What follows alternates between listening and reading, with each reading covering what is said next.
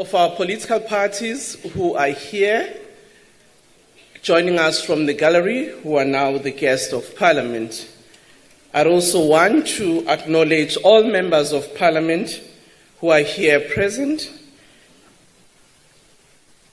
and thank you for having accepted that we use this venue as we deliver the budget today. We've also indicated that for all the major sittings, such as the adoption of all other instruments, we will use the venue where all members will be present instead of being hybrid. The Secretary will read the order of the day.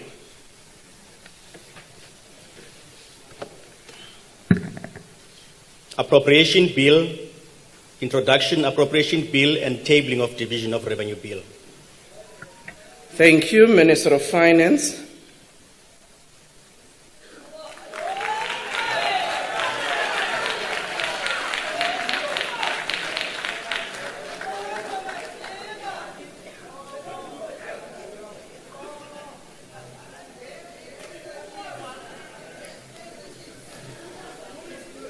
Honorable Speaker, Togo Didiza,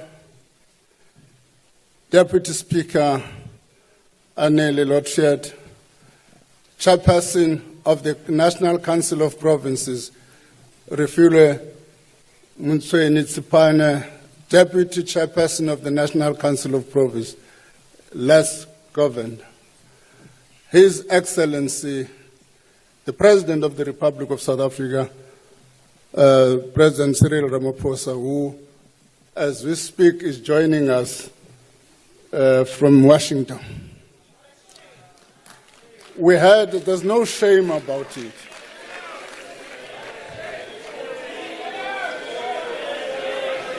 Order, honorable members. Order, honorable Minister, you can proceed with your speech. One of the choices we had in discussing with the President was whether we could postpone the budget or we could postpone the trip.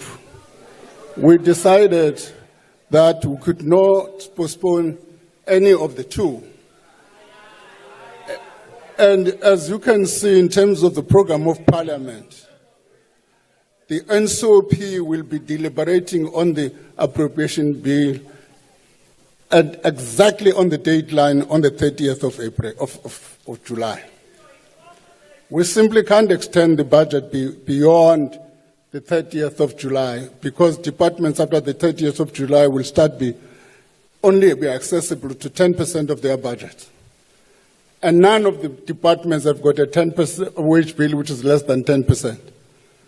There are serious implications for that. It may mean that we may have to close government. Honorable Deputy President Paul Mashatile was also not with us for long commitments he undertook before this day was agreed upon. Cabinet colleagues, members of the Executive Council for Finance, Governor of the South African Reserve Bank, Commissioner of the South African Revenue Services, fellow South Africans. Allow me to table the following documents before this House. The 2025 Division of Revenue Bill, the 2025 Appropriation Bill, the 2025 Estimate of National Expenditure, the revised information on the 2025 Estimate of National Expenditure, the 2025 Budget Review published on the 12th of March and tabled here as a key policy reference. Update Annexure A of the March 2025 Budget Review. Update Statistical Annexure to the March 2025 Budget Review. The 2025 Budget Overview and the 2025 Budget Speech. The documents tabled here today are additional to the bills previously tabled, namely the 2025 ESCOM Debt Relief Amendment Bill, the 2025 Public Sector Pension and Related Payments Bill, the 2025 Revenue Laws Amendment Bill, the 2025 Rates and Monetary Amounts and Amendment Revenue Laws Bill. Madam Speaker, before I can proceed, I must say even Dr. Kairam Hopper has accepted that the victory of Kaizer Chiefs is of national importance. Order, honorable members, don't divide the House. The game was a very good game. Let's not talk about the scores. Let's proceed with the budget. Madam Speaker, a national budget is not merely an accounting exercise measuring what we earn and what we spend and what we borrow as a nation. It is a reflection of the difficult trade-offs needed to balance fiscal sustainability while simultaneously addressing the developmental goals. It is unsurprising then that the increase to value-added tax proposed on March 12 created so much debate. A vital debate, no doubt, but one that also created some uncertainty. There's clarity now that will remain at 15%.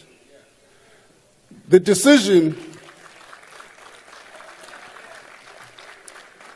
decision reflects our commitment to listen to South Africans and to all the political parties represented in this House. Today's budget has taken these views into account. This is what the past 2 months have provided valuable lessons that will inform how we manage the budget process moving forward. The reality, however, is that the decision to do away with the VAT increase without a viable alternative source of revenue significantly reduce our ability to fund additional government programs and projects to the extent we had deemed necessary. Nevertheless, this budget supports sustainable finances, the social wage, investment in economic growth. This is not an austerity budget. It's an expansionary budget. It increases non-interest expenditure by an average of 5.4% over 3 years. In real terms, this is 0.8% growth. It is also a redistributed budget. It directs 61% of every rand of consolidated non-interest expenditure towards the social wage. This is money that will be spent to fund free basic services like electricity, water, education, healthcare, affordable houses, as well as social grants for those in need. This budget invests over 1 trillion in critical infrastructure to lift economic growth prospects and improve access to services. Madam Speaker, this is done without compromising the fiscal strategy of sustainable public finances. We have achieved this difficult balance by reducing additional spending over the medium term by 68 billion rand. Let me repeat because there's confusion. We are saying by reducing additional spending is not cutting budget. There's a difference between the two. There's a difference between the two. What we've been fighting over these 3 months has been by how much we should increase budget, not by how much we should be cutting the budget. So what is being reduced is additional spending These reductions are primarily aimed at provisional allocation, not yet assigned to votes. Simply put, this means baseline allocations across all spheres of government remain largely unchanged. Instead, the size of the proposed increase to allocation is reduced in line with what we can afford.